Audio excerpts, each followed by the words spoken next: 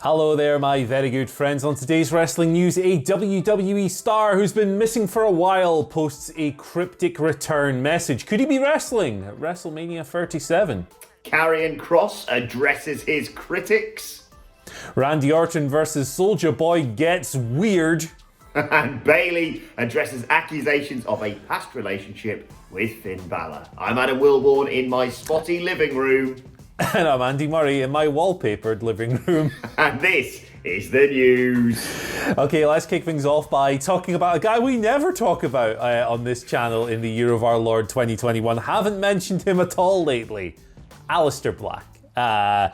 He has hit Instagram in his first post in many a month. Look at this picture. Look at this picture. It's very serious, brooding. He's deep in contemplation. He's thinking hard, is Aleister Black. Thinking as hard as he kicks people in the head. And it was accompanied by the following caption. Let us sit face to face soon. I will have many stories to tell, all of them in full colour. Now, the timing of this is quite interesting because the day before Aleister Black posted this, Buddy Murphy, tweeted the following. Want to steal the show at WrestleMania 37, Aleister? Winky face. So maybe there's something going on there, or maybe it's just a case of Murphy shooting his shot at WrestleMania Season 1 and to put on a banger mid-card match. It'd be a great match. I'd like to see that. Black has obviously been off WWE television since October 2020. I won't run through all the gritty details. We've done that like 3 times over the past week. But I would like to see him come back, for sure. I hope that's what this is. I hope this is a sign that he's going to be back on our screens in some capacity soon, because he's too talented to sit on a shelf and just gather dust. It kind of sucks that he's not on TV, and I want to see him back. Yeah, exactly. I was just glancing at Sidgwick's 10 picks for the bizarre push after WrestleMania, because that always sort of happens.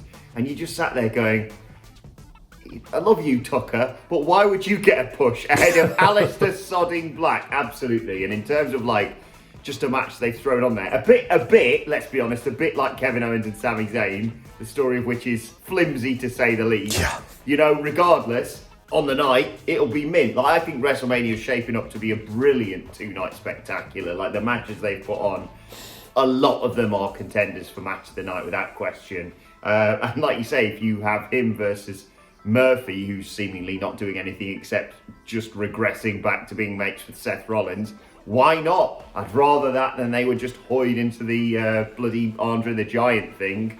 But let's hope it's more than just him coming back to have a one-off match at WrestleMania. Let's hope, Andy, this is him coming back properly and getting a sodding push. That would be very nice indeed, wouldn't it? Please, God. Right, let's move on and talk about Karrion Kross, who's done amazing things, of course, in NXT, as I press my thing that says my phone is running out of battery, so I'm going to hurry this story up. Yes, he's obviously been NXT champion, had to drop it because of injury, and he's responded to anyone who's been sort of critical of the fact he's been pushed, in the words of one of my favourite wrestlers, to the moon a little bit too quickly. He was chatting to DAZN's Steven Muhlenhausen. Muhlenhausen? Yeah, I think I've got that. I've been practicing that this morning. And said this. For starters, I don't pay any attention to that being his critics. But for the sake of entertaining the notion, first of all, it's on my mind. I approach it from 2 different things, 2 different ways. Number 1, everybody wants to see you do well until they feel like you're doing better than they'd like you to do. That's life in general. Yeah, spot on with that, to be honest. On that notion, people always say they want change. People like to see change and all things right, but they want to see change on their terms. Too bad. Look at it like this. This is a success story if you really think about it. If you remove me from it and just look at a person, not Karrion Kross, a person coming in and finding success like this can happen to other people. It's a very convoluted way of him saying it, Andy, but I think he's spot on. I think you can't say, I wish more people would get really pushed and really given that elevation. And then when someone gets that, who is talented, clearly, go, oh, bloody hell, I can't be, not like that, not this guy. It's like, what do you want here, Andy? Yeah, I'm with you. I didn't really see a lot of kickback to the early Karrion Kross push. And and now that he's come back, well, he didn't lose the NXT title. He had to give it up through injury. So I think it makes perfect sense to throw him back in that situation really early. I think there are lots of ways to do things in professional wrestling, and it's a great story when someone works their way up slowly and grafts and grinds and everything else. But sometimes the right thing to do is to just push a monster to the goddamn moon. And like in this situation, I would have said that that's the right thing to do. Fair play to Karrion Kross. I would have probably said, "Lol, shut up, dorks." But yes, I'm with him 100%. Let's talk about Soulja Boy and Randy Orton, because that is still going on. Just in case you didn't know, that is still a thing. That is still a feud that is happening on social media. So I'm not going to quote these tweets because they have some choice language in them. But Soulja Boy seems to have started this again. He called Randy Orton Randy Organ, which is... okay. He says, WWE is scared of me, using me for ratings, yada, yada, yada. They're fake. I will slap the S word out of Randy Organ live. Randy Orton quote tweeted this, saying, "My appendage is taller than you," in slightly different words. Good edit, Andy. It weighs more than you too.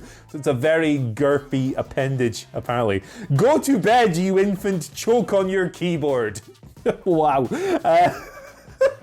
And Soulja Boy threw some more insults at him. He says he wears thongs or something. I have no idea what the hell's going on. Is this a work, or is Soulja Boy going to be in a Firefly Funhouse match at WrestleMania? Is he going to show up if they do that gimmick with The Fiend? Either way, I think I would rather see Randy Orton versus The Fiend. I would think that would be ridiculous and stupid and dumb and kind of fun. Adam Wilborn, what do you think of this feud, and when will it end? I feel very guilty because I, for one, was like, when Pat McAfee had that feud in NXT, I was like, yes, celebrities in wrestling, this is great. And now it's gone far too far. Look, I'm excited for Bad Bunny versus The Miz at WrestleMania. We've got bloody Logan Paul on SmackDown this week. Is he going to appear at WrestleMania as well, did I hear? Or did I just dream that? One of the Pauls. It won't be Jake. It better not be Jake. Jesus Might be Christ. But yeah, this is just preposterous. Stop all this now. Guys, kiss and make up, preferably, considering it's Soulja Boy, kiss him through the phone, Randy Orton. Very nice. That is a deep pull from Soulja Boy's back catalogue, which I can't believe I've remembered. Anyway, let's move on and talk more about wrestlers, perhaps. Bayley and Finn Balor, there was rumours ages ago, or accusations of a relationship going on there. And Bayley recently appeared on the brilliant Oral Sessions podcast, presented even by Renee Paquette. It's one of the best podcasts out there that isn't ours. There's some really interesting stuff she talks about it. Go and check out the brilliant article covering what happened, which was written by, I believe, Andy Murray, who should be situated here. He has written all about what she says, but just specifically about that relationship with Finn Balor and when she started teaming up with him and doing his entrance and blah, blah, blah. She said, "I think people liked it because it was such different characters. He was the demon and teaming us together was insane. And one time I got in trouble with this in my past relationship." One assumes that's the one with Aaron Solo. We took a picture with his parents and people were like, "Oh my God, are they really together? We obviously aren't married. He's married to a beautiful woman. He seems so happy. That was so much fun. We had so much fun with each other." Nothing happened, Andy. Move on. Yeah.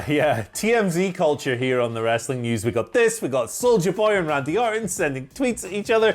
We got Alistair Black on Instagram. Look, we're only a few videos away, I'm sure, from going full TMZ. I've already used that gag. Jesus Christ. Let's TMZ is the one who just like accosts celebrities on the street, isn't it? Because later on today we're going to get Gangrel's opinion on that whole Suez Canal bollocks. We'll sort it all out this afternoon. Do not worry about that one.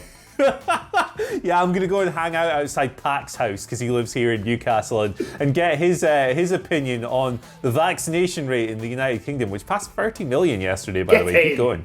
Right, let's move on to your Twitter questions. At WhatCulture WWE, of course, we're going to get in touch with this. First question today comes from Biggest Joe, who says, "Morning, guys." Morning, Joe. As it's 20 years since the end of WCW, RIP, are you surprised WWE haven't done a celebratory show or utilised the back catalogue they've got? I'd have loved a one-off show or short-lived relaunch without Vince's input. No specific that.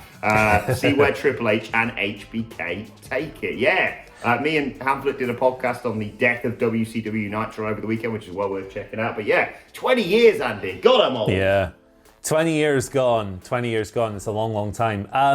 So I have some pretty thoughts that other people, might not agree with on this, but I would hate WWE to do a WCW tribute show because I don't think the people in charge of WWE can be trusted to do a good job.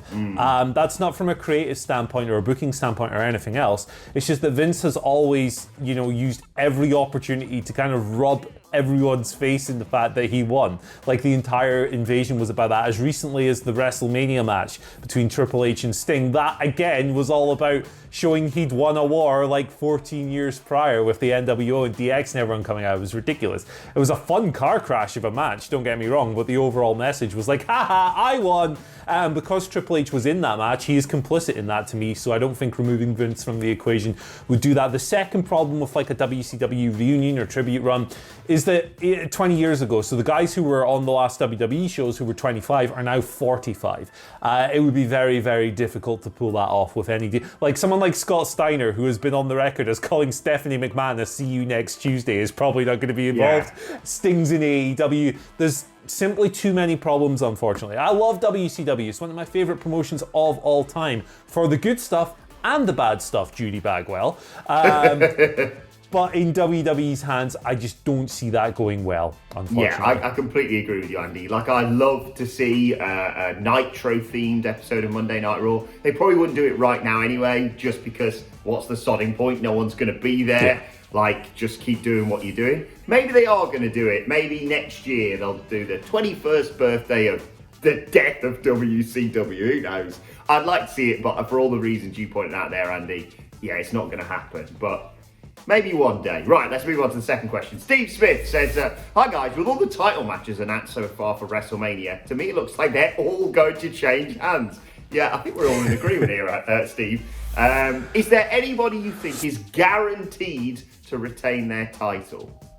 I don't think there's anyone that's guaranteed, and that is quite exciting, really, because, everything's kind of in doubt. So I don't think there's anyone I could point to and go, you are definitely going to retain. However, if there was one title match where I think the champions will retain, it would be the New Day versus AJ Styles and Omos. I don't know. I just do not. I don't have a particularly good reason for this. I just don't see them strapping Omos with a belt that soon. But they did put these tag team titles on a 12-year-old child once. So, nothing is out of the question at all. But yeah, those are the least likely to change hands, I think. Yeah, I mean, arguably you could say, I don't think the United States Championship match has been booked aside from In My Head between Riddle and Sheamus. So maybe that one. The women's tag titles, why would they take them off Nia and Shayna at WrestleMania? But it's all tag related. Like, the first one I thought of, Andy, was the Raw tag titles. If not them, maybe the SmackDown tag titles. I hope they're going to do some mad multi-man ladder match, and maybe they just keep it on the Dirty Dogs so they can get another match out of the Dirty Dogs versus the Street Profits, because we all know it's eventually going to go back around the waist of the Street Profits, as it should. But I believe, and I've not really had a chance to say this, that Ziggler and Rude deserve a lot of credit. I think they've been doing some great stuff on SmackDown, so maybe they will retain. But like you say, IC title, I love him, but I think Apollo has to win over Big E. World titles across the board probably going to change hands. Even Roman Reigns. Interesting, that one. All right, Silverblade gives us our final question of the day. Love this question, Andy. Bit out there, though. If Jurassic Express were to break up for some reason, how would you guys feel about David Arquette coming into AEW to manage Jungle Boy based off their relationship from his documentary? That's You Cannot Kill David Arquette. It's brilliant. Go and watch it. Yeah, plus his WCW background. Arquette managing Jungle Boy. What do you reckon, Andy? I thought AEW should have brought David Arquette in for the banter when Cody was doing his weekly TNT title defenses against random opponents. I thought that would have been a lot of fun. You're treading a dangerous line. I love David Arquette, and I think that documentary was tremendous, and I put none of the blame for what happened with him in the WCW title on him. But you're playing a dangerous game if you bring in David Arquette in certain situations because of the biases that people have against him for holding the WCW title. So I would definitely be in favour for him making a banter appearance here and there, but maybe not as a permanent manager. No, and specifically not. I like the idea and I get the connection, obviously, with Jungle Boy. Oh, yeah. But I feel like Jungle Boy is, in the next year or two, going to be in the world title picture, and deservedly so. And I don't know, I feel like this would just muddy the waters a little bit. That's the best way. Yeah, weird optics. Let's move on to today's and finally, and a bit of Monday motivation for you from referee Aubrey Edwards from AEW. I saw that. She tweeted overnight, "It was super hard to get motivated to get out of bed and work out this morning." We've all been there, I'm sure. I'd never work out ever, as you can probably tell. And then she tweeted, "Then I remembered Tully Blanchard was knocking out 500 squats in the gym this week like it was nothing, so I sucked it up. Find your motivation. Do the work. If Aubrey can do it, if bloody Tully can do it, you can go out and do it. Have a great Monday, Andy." Yeah, but a reminder that Tully Blanchard is 67 years old and still goes harder than all of us combined. Respect. Damn. Yes.